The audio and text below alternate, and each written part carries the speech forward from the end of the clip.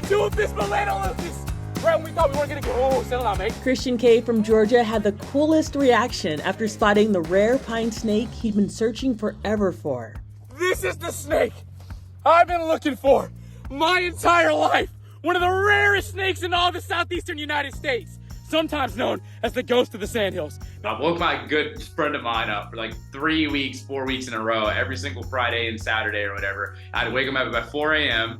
He wasn't having any luck. I go look over to Bobby one more time and go, hey man, I'm sorry for, dragging you down here this morning, my bad. And as I go to look at him and start my sentence, I just very quick whiz by the window. I just see outside his window a long elongated body on the side of the road.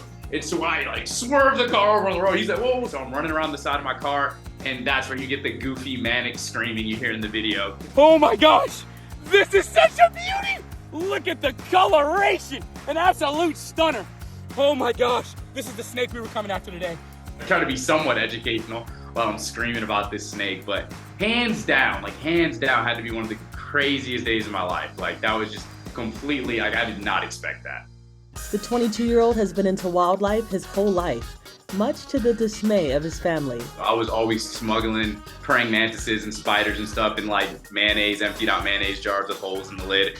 And my mom would find them and freak out, She's gotten a little bit more relaxed as she's seen that this is kind of quote unquote going somewhere now. There's a mission, there's a passion here, and that could possibly turn into a career. In this web is her whole entire nursery full of babies. His greatest catch so far is a Burmese python. Woo!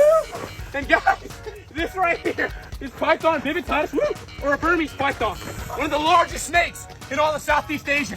And all of a sudden, there's this 9.5-foot lump laying across the road.